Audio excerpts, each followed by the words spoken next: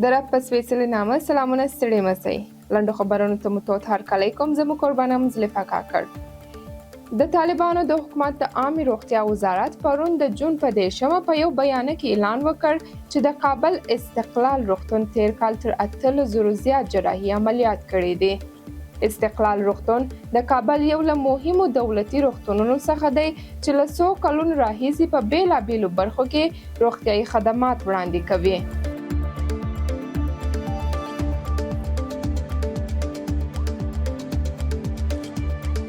اروپایي ټولنې افغانستان ته 8 تنه دوا او طبي وسایل د استولو اعلان وکړ.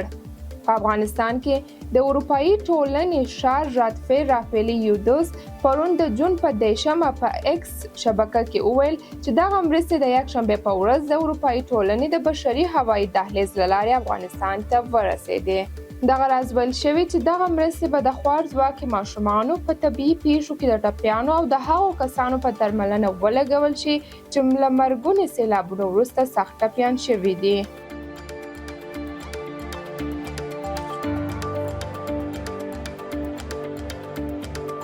د احصایې ملي ادارې په متحده عربي اماراتو کې میشتو افغانانو ته د الکترونیکي تذکرو د ویش د بیا پیل په موخه ابوظبي ښار ته د یو ټیم د استولو خبر ورکړی دی. د یکشنبې په ورځ د سرطان په 10 چې د جون د 10 سره سمون لري د ادارې اعلان وکړ چې په ابوظبي ښار کې به د الکترونیکي تذکرو د ویش یو مرکز فعال کړي چې په متحده عربي اماراتو کې میشتو افغانانو ته د برېښنایي تذکرو ترلاسه کول په برخه کې ډېرې اسانتیاوې برابرې کړې.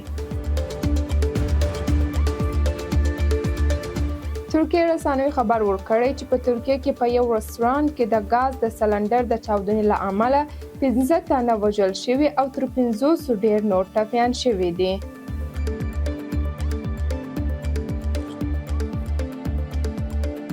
د اسرایلو پوځ اعلان کړی چې له لبنان سره په پوله کې د جولان په لوړو کې د پوز پر پوستو د بې پلوټ الوتونکو د برید په پایله کې 18 پوځیان ټپیان شوي چې د یوې حالات نازک دی.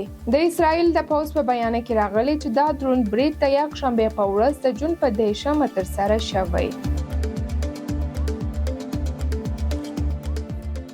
د ایران د ولسمشرۍ د انتخاباتو دوهم پړاو به د سرطان په 15 یا د جون په 15 ترسره شي. مسعود پزشکیان چې د اصلاح غوښتونکو ملاتړ لري له نړۍ سره پر شو اړیکو ټینګار کوي. بلخوا بیا سید جلالی چې د اصولګرایانو ملاتړ لري له لویدیځ او امریکا سره اړیکې مهمې نه ګڼي. له چین او روسیې سره اړیکې ساتلو ټینګار کوي او دواړه کاندیدان د داخلي مسایلو پر سر لکه حجاب اقتصاد هم زیات اختلاف لري. د آلمان د سوسیال دیموکرات ګوند ویان په کابل کې دغه هیواد د سفارت د بیا پرانیستو افغانستان ته د آلماني ډیپلوماټانو د استولو غوښتنه وکړه. نیلز اشمیډ ویلي چې دا اوږدمهاله بندیزونو لګول به له هیچا سره مرسته ونه کړي او نه به پر افغانستان د طالبانو واکمني پای ته ورسوي. ښاغلی اشمیډ د شپیګل ورځپاڼې ته په یو ځانګړې مقاله کې وویله موږ به له ځانه وپوښتو چې موږ به په راتلونکي کې له دې هیواد افغانستان سره څه ډول چلند وکړو. هغه څرګنده کړه چې له طالبانو هیڅ تمه نشي کېدای چې په نږدې راتلونکي کې به واک پرېږدي. خو نوموړي د طالبانو تر واک لاندې افغانستان سره د ډیپلوماټیکو اړیکو او پراختیا مرستو نه انکار په دغه هیواد کې د بدمرغۍ د زیاتېدو لامل وبله. د هیواد د ړانده ځغستونکي محمد نوري د میټرو نابینا لوبې په سیالیو کې د 202 میډالونو په ګټلو بریالی شو.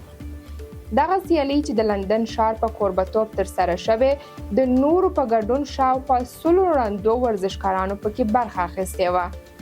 نوري تر دې مخکې هم څو ځلې هیواد ته میډالونه راوړي.